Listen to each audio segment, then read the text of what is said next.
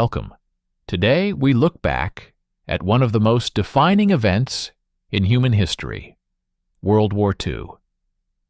This was a conflict that reshaped nations, transformed societies, and changed the role of the United States in the world forever. What follows is not a story of heroes and villains alone, but a record of decisions, sacrifices, and consequences that continue to shape our present. This is the story of World War II. An unarmed aircraft that changed the war. In World War II, victory did not belong only to fighters and bombers. It also belonged to aircraft that never fired a shot, never chased an enemy, and never appeared in dramatic dogfights. One such aircraft carried more weight than most weapons of the war combined. The C-47 Skytrain was not designed to destroy the enemy. It was designed to move men, supplies, and hope across impossible distances. Without it, American air power and American victory would have been crippled. The C-47 was based on a civilian airliner, the Douglas DC-3. Before the war, the DC-3 had already revolutionized commercial aviation. It was reliable, efficient, and capable of flying long distances with heavy loads. When war came, the U.S. military recognized immediately that this civilian aircraft could become something far more important. The DC-3 was transformed into the C-47 Skytrain, a military transport adapted for combat conditions. The changes were practical and brutal. A reinforced floor allowed heavy cargo and vehicles to be carried. A large cargo door replaced passenger entrances, making it possible to load jeeps, artillery, ammunition, and supplies quickly. Stronger landing gear allowed operations from rough, improvised airfields. Navigation equipment was improved for long flights over ocean and hostile territory. The aircraft was built to work, not to impress. Unlike fighters and bombers, the C-47 flew without glamour. Its crews did not wear the same reputation as aces or bomber heroes, yet they flew into danger constantly. Transport missions crossed enemy territory at low altitude, often without escort. The aircraft was slow, unarmed, and vulnerable. A single burst of enemy fire could bring it down. Yet it kept flying because the war demanded it. From the beginning, the Skytrain proved indispensable. In North Africa, it carried troops and supplies across deserts where roads were unreliable or non-existent. In Italy, it flew through mountains and weather that grounded other aircraft. In the Pacific, it crossed vast stretches of ocean, delivering men and material to islands barely visible on maps. Wherever American forces went, the C-47 followed. Its most dangerous role was airborne assault. The Skytrain became the primary aircraft used to drop American paratroopers behind enemy lines. These missions required flying low, slow, and straight into enemy fire. Crews had to hold precise altitude and speed while paratroopers jumped into darkness or chaos below. There was no room for evasive maneuver. Precision mattered more than survival instinct. The aircraft's crews developed a unique identity. They were not hunters. They were carriers. Their success was measured not in enemies destroyed, but in missions completed and men delivered. They flew again and again, often under fire, often at night, often exhausted. They learned to trust their aircraft completely, knowing that reliability was the only thing standing between success and disaster. American soldiers quickly learned to trust the Skytrain as well. If a unit needed supplies, the C-47 would come. If wounded men needed evacuation, it would land wherever it could. If paratroopers needed to be dropped into enemy territory, it would fly through flak and darkness to deliver them. The aircraft became a symbol of certainty, in a war defined by chaos. By 1944, the C-47 was everywhere. It carried invasion forces, reinforced breakthroughs, evacuated casualties, and sustained advances that would have otherwise stalled. It did not win battles directly, but it made winning possible. Every major American operation relied on it in some way. The Skytrain did not dominate the sky. It carried the war forward, and its most important missions were still ahead. Training, crews, and flying without weapons. Flying a C-47. Skytrain in World War II required a different kind of courage than flying a fighter or bomber. Transport crews were trained not to hunt the enemy, but to ignore him. They flew unarmed aircraft, often at low altitude, slow speed, and predictable routes. Survival depended on discipline, precision, and trust in procedures, rather than firepower. From the very beginning, training emphasized one truth: there would be no fighting back. C-47 crews were carefully selected, but not glamorized. Pilots, co-pilots, navigators, radio operators, and crew chiefs came from diverse backgrounds. Many had flown civilian aircraft before the war. Others transitioned from trainers or light transports. What mattered most was reliability under pressure. Transport pilots had to fly accurately, smoothly, and calmly in conditions where instinct screamed to evade or climb. Training focused heavily on formation, flying at low altitude, night navigation, and instrument flying. C-47 crews practiced holding exact speeds and altitudes for long periods. Paratroop drops demanded extreme precision. If an aircraft flew too fast, paratroopers could be scattered or injured. Too slow, and the aircraft risked stalling. Too high, and troops could be killed on landing. Too low, and the aircraft could hit obstacles or come under concentrated fire. Unlike bomber crews, transport crews rarely trained with defensive gunnery. There were no guns to operate, there was no turret to retreat into. This absence shaped mentality. Crews learned that their only defense was timing, coordination, and trust in escort fighters, or surprise. Once committed to a drop or landing, evasive maneuvers were often impossible. The aircraft had to fly straight and steady, even as tracers passed through the cockpit. The relationship between C-47 crews and airborne troops was unique. Paratroopers trained with their aircraft crews repeatedly, learning jump signals, lighting cues, and emergency procedures. Trust formed quickly. Soldiers knew that their lives depended on pilots holding course under fire. Pilots knew that hesitation or error could doom the men in the back. This mutual dependence created respect across branches rarely seen elsewhere in the war. Night flying became routine. Many C-47 missions took place in darkness to reduce exposure to enemy fighters. Crews learned to navigate using limited instruments, visual landmarks, and radio beacons. Weather added constant risk.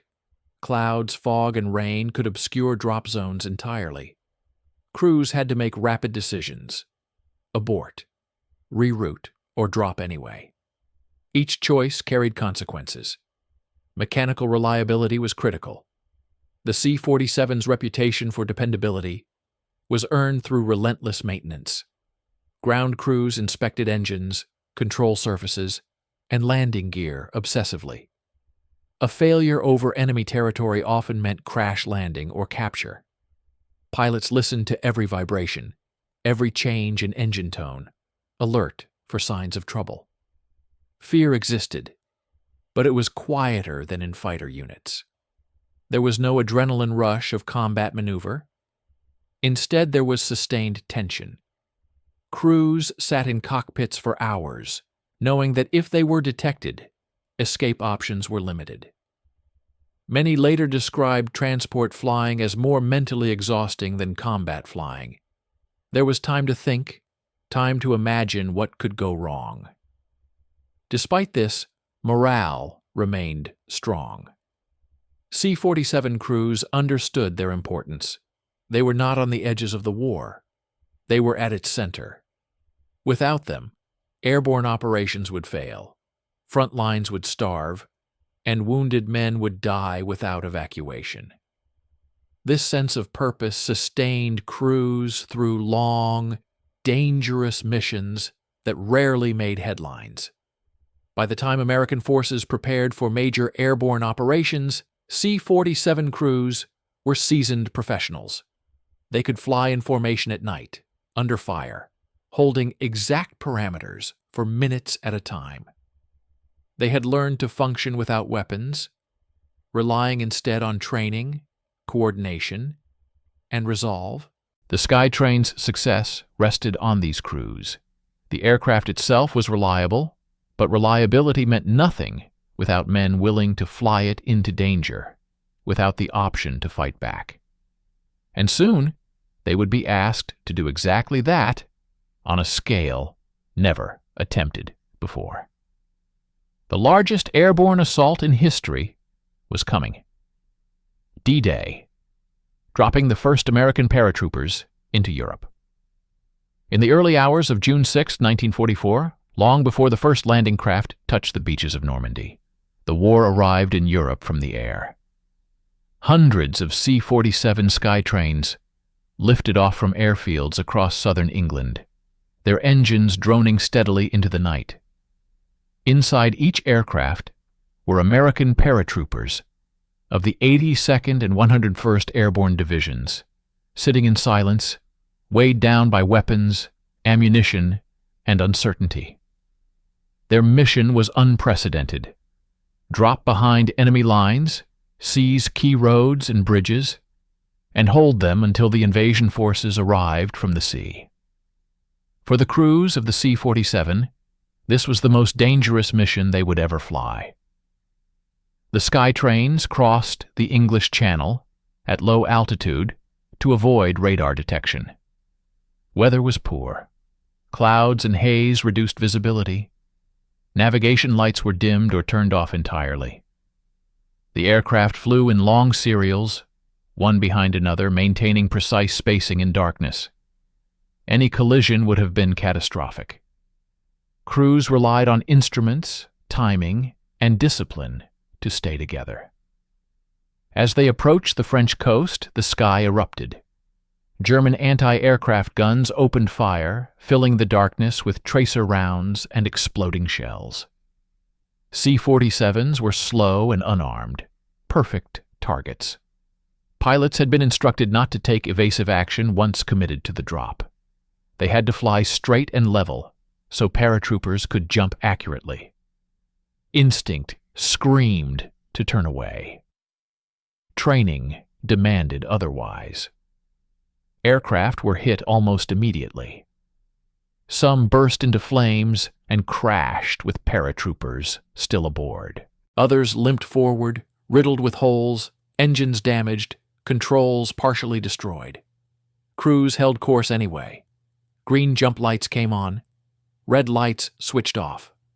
Paratroopers stood, hooked up, and jumped into the darkness below. Chaos followed.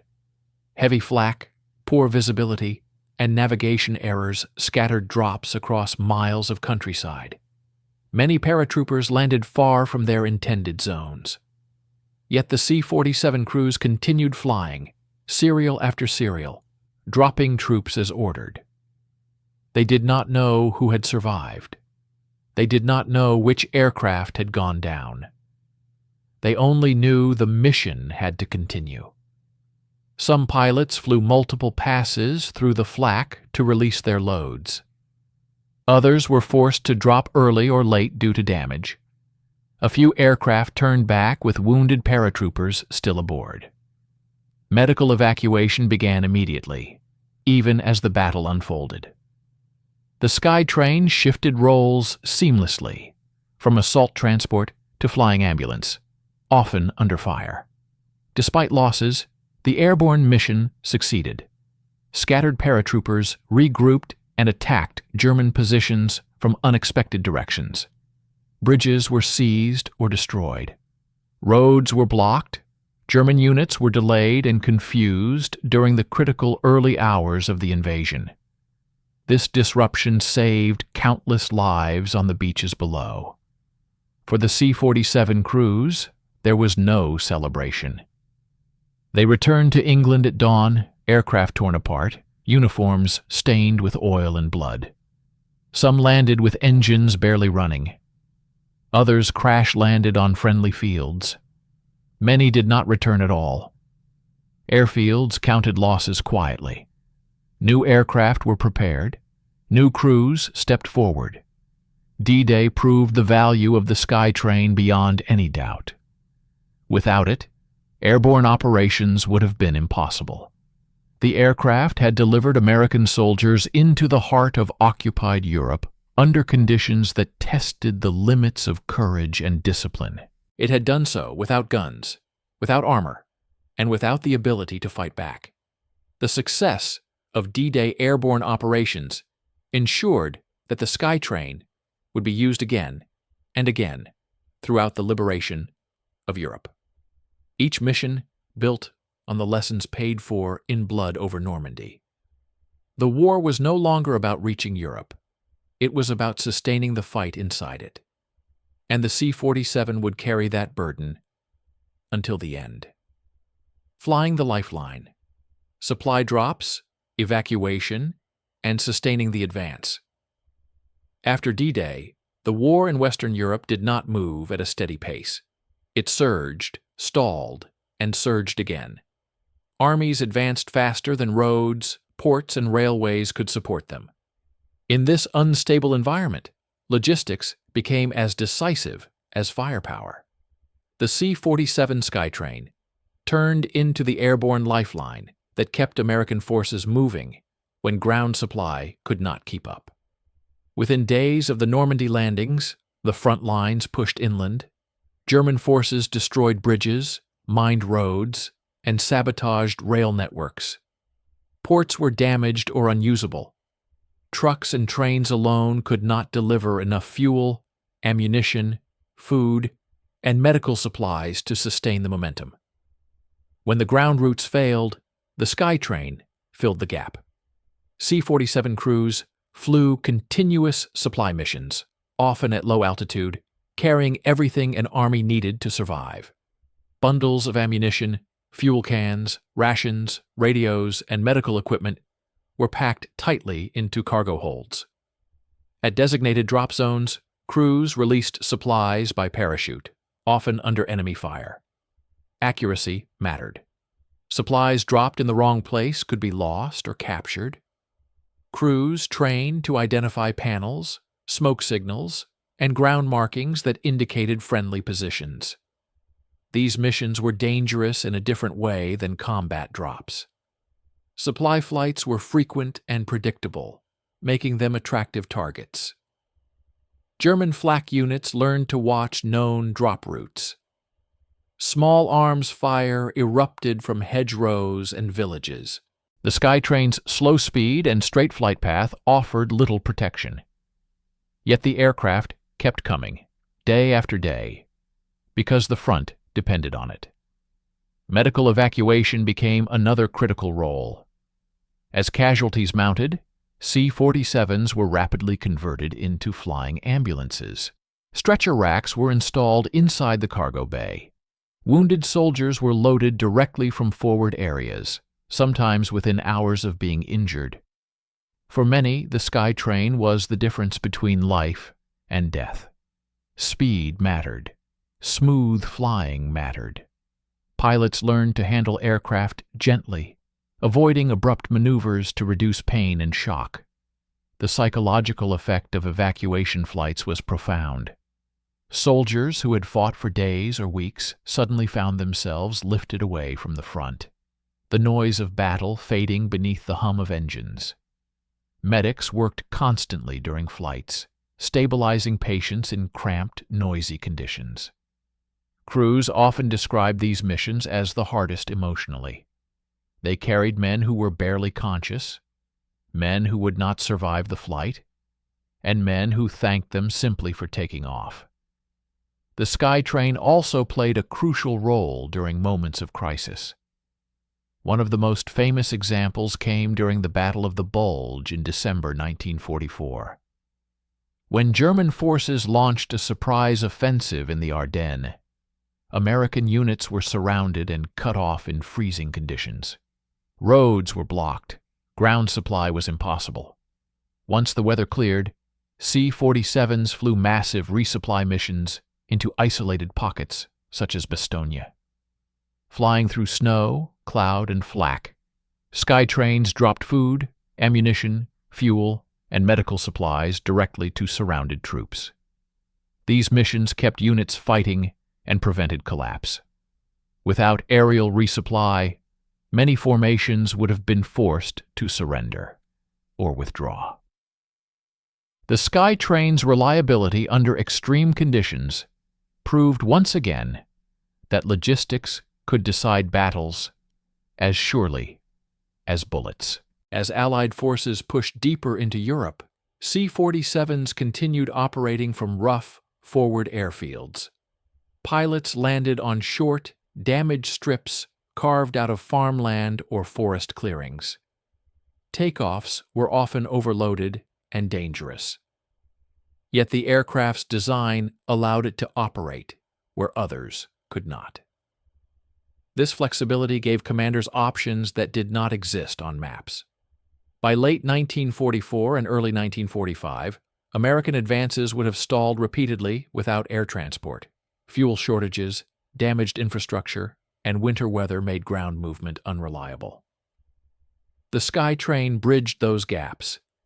It did not replace trucks and trains, but it bought time. Time that allowed engineers to rebuild roads, ports to reopen, and momentum to continue. The C-47 rarely appeared in headlines during these months. There were no dramatic dogfights or bombing raids attached to its name. Yet its impact was constant and cumulative. Every crate delivered, every wounded soldier evacuated, every isolated unit sustained added up to victory. The Skytrain did not carry glory. It carried the war forward. And as Allied forces approached Germany itself, the C-47 would be called upon once more to deliver men into danger, this time across rivers, into encircled cities, and into the final battles of the European War. Market garden, ambition, risk, and the limits of airborne power. In September 1944, Allied commanders attempted one of the most ambitious airborne operations in history.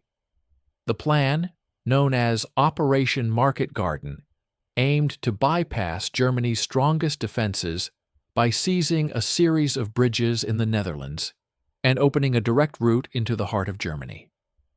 Airborne troops would be dropped deep behind enemy lines, and ground forces would race forward to link up with them. The C-47 Skytrain, once again, carried the weight of this plan.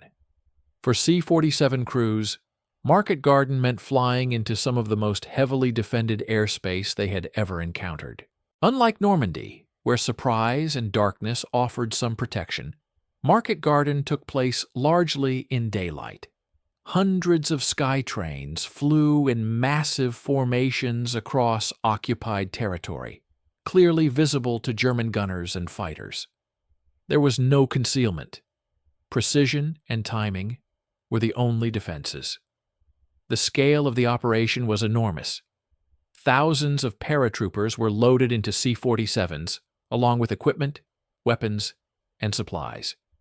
Each aircraft had an assigned drop zone and strict timing requirements. Crews had to fly straight and level over their targets, often for extended periods, to ensure accurate drops. Evasive action was discouraged because it would scatter troops and compromise the operation. German defenses responded immediately. Anti-aircraft fire filled the sky as Skytrains approached drop zones. Tracer rounds tore through formations. Aircraft were hit, some bursting into flames before paratroopers could jump. Others limped forward, riddled with holes, pilots fighting damaged controls to maintain course, long enough to release their loads. Losses were significant, and crews knew it as they flew. Despite the danger, the drops were largely successful. American paratroopers landed near their objectives and began fighting almost immediately. Bridges were seized or contested. Key terrain was held against counterattacks. For a time, it appeared the bold plan might succeed. C-47 crews returned repeatedly, delivering reinforcements and supplies to airborne units holding precarious positions. But Market Garden exposed the limits of airborne power. Ground forces advanced more slowly than planned. German resistance was stronger and more organized than expected. Some bridges could not be held. As airborne units became isolated, resupply by air became increasingly difficult. Drop zones were overrun. Supplies fell into enemy hands. Aircraft losses mounted as Skytrains flew repeated missions into intensifying fire. For the crews, these missions were among the most frustrating of the war. They delivered troops accurately and on time, only to watch the broader operation falter due to factors beyond their control. Pilots and crews took heavy losses without the decisive success that had followed Normandy. The sense of wasted sacrifice weighed heavily. Market Garden ultimately failed to achieve its strategic objective. The bridge at Arnhem was not secured in time, and the advance stalled. Yet the operation demonstrated both the power and the limitations of airborne warfare. The Skytrain proved it could deliver massive forces deep into enemy territory. But it also revealed that air transport alone could not guarantee victory without rapid ground support. For American airmen, Market Garden was a lesson in realism. Boldness had limits. Precision could not overcome every obstacle. The C-47 had performed its role under extreme conditions, but even perfect execution in the air could not compensate for miscalculations on the ground. After Market Garden, airborne operations became more cautious. Lessons were studied carefully. Drop zones, timing, and coordination were reevaluated. The Skytrain remained indispensable, but commanders understood that its power had to be matched by achievable objectives. As the war moved into its final months, the C-47 would again be used for airborne and resupply missions, but with a sharper awareness of risk and limitation. The Skytrain had proven it could carry armies into danger. Now it would be used to help bring the war to a close. The final winter, flying through snow, fire, and exhaustion. The winter of 1944-1945 became one of the hardest periods of the war for C-47 Skytrain crews. The front lines stretched across Western Europe, supply routes were damaged or frozen, and weather grounded aircraft as effectively as enemy fire. For the men flying unarmed transports, the final winter was a test of endurance rather than courage alone. Cold defined everything. Snow and ice covered airfields carved out of farmland and forest clearings. Engines struggled to start in freezing temperatures. Control surfaces stiffened. Runways were slippery, short, and often poorly marked. Takeoffs with heavy loads were dangerous, and landings even more so. Crews knew that a minor error could send an aircraft skidding into obstacles or crashing short of the strip.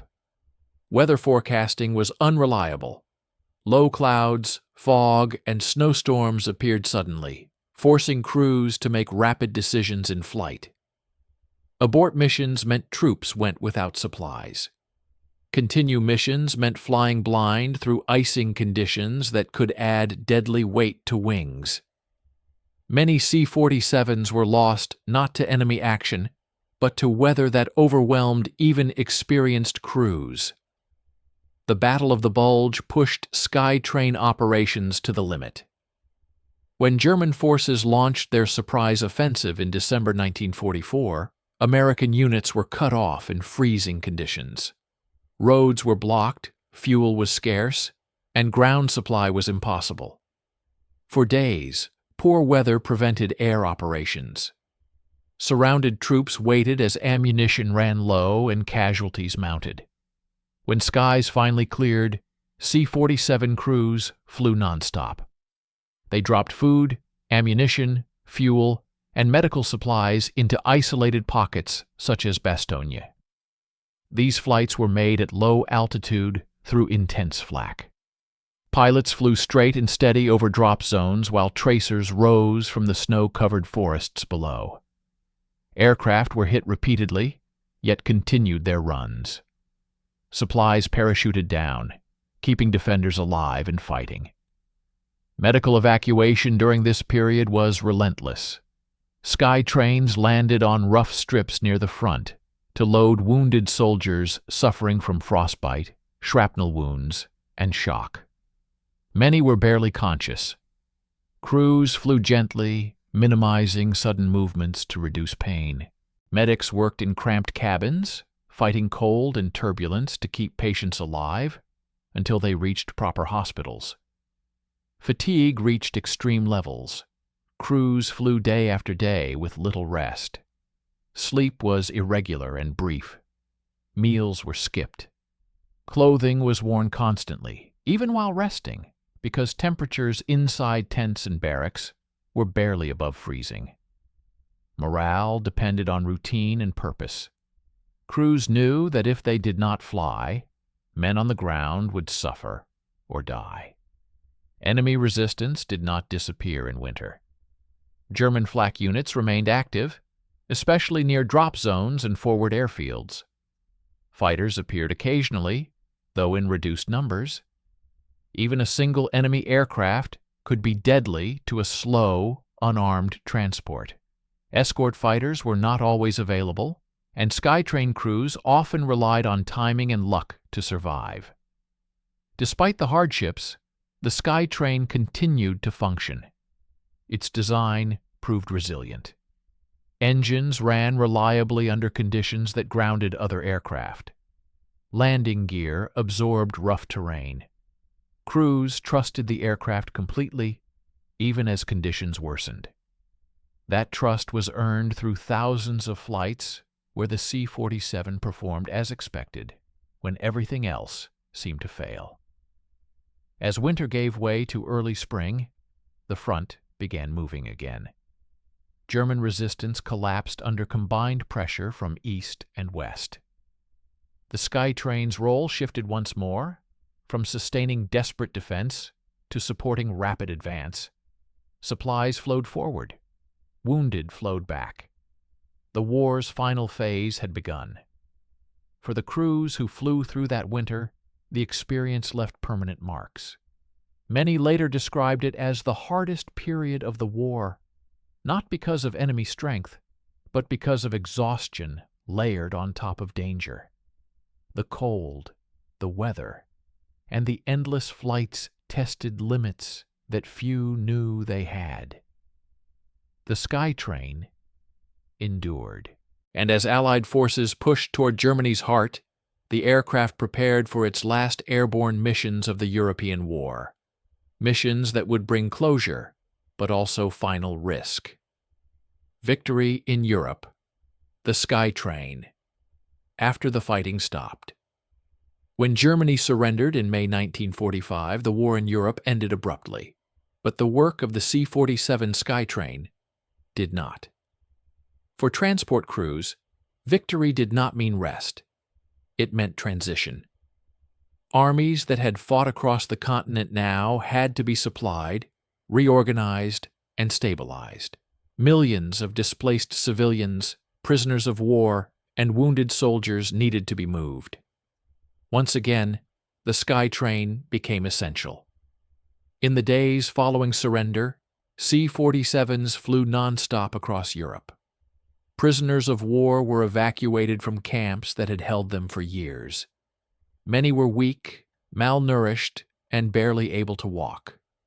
Skytrain crews loaded them carefully, often ignoring weight limits to carry as many men as possible. These flights were quiet, emotional, and unforgettable. For many former prisoners, the sound of the Skytrain's engines meant freedom. Medical evacuation continued at scale. Although combat had stopped, hospitals were overwhelmed. C-47s moved wounded soldiers from forward areas to major medical centers. The aircraft that had flown through flak now flew through silence, carrying men who would spend months recovering from injuries sustained at the very end of the war. Crews handled these missions with the same discipline they had shown under fire. The Skytrain also supported occupation forces. American units moved rapidly into Germany to secure territory, disarm enemy formations, and maintain order. Roads and railways were damaged or destroyed, making air transport critical. C-47s carried officers, engineers, military police, and supplies to isolated locations. They helped establish command centers and restore basic infrastructure. One of the most significant post-war tasks was humanitarian relief. Europe was in crisis. Cities lay in ruins. Food shortages threatened millions. The Skytrain carried relief supplies to devastated areas, delivering food, medical equipment, and essential materials. These missions lacked the danger of combat, but they carried enormous responsibility. Failure now meant starvation, not battlefield loss. For Skytrain crews, the emotional shift was profound. The same aircraft that had delivered paratroopers into gunfire now carried survivors away from suffering. Pilots who had flown combat drops now flew mercy missions. The contrast was stark. Many later said these flights were the most meaningful of their service. Demobilization began gradually. Units were stood down, crews rotated home, aircraft accumulated on airfields, their wartime scars still visible. Unlike fighters and bombers, many C-47s remained in service because they were still needed. Their utility did not end with war. They continued flying, long after guns fell silent. Yet the war's impact lingered. Crews carried memories of flights through flak, nights without lights, and missions flown knowing they could not defend themselves. Peace did not erase these experiences. It only changed their context.